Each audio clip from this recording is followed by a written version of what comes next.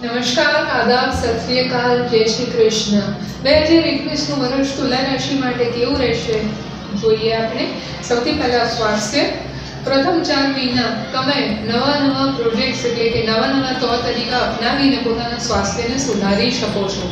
વચના 4 મહિના દરમિયાન ક્રિએટિવલી એટલે કે તમને મજા આવે કે ગમે એવી રીતે તમારા હેલ્થ જોડે તમે એન્જોય કરી શકો છો.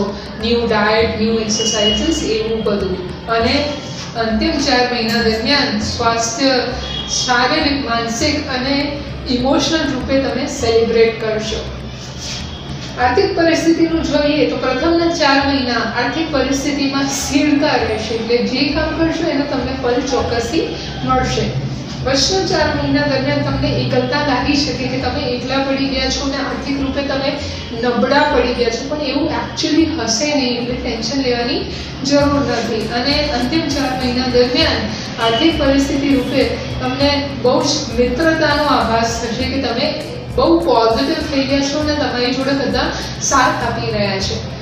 કેરિયરની વાત કરીએ તો પ્રથમના 4 મહિના દરમિયાન જે પણ પ્રોજેક્ટ્સ આવે એ પાછા જઈ શકે છે અથવા પોસ્ટપોન કે ડિલે થઈ શકે છે, પણ વચના 4 મહિના પોઝિટિવ ચેન્જ લાવે છે એટલે કદાચ જે પોસ્ટપોન થઈ ગયા છે અથવા નવા પ્રોજેક્ટ્સ આપના કેરિયરમાં આવી શકે છે.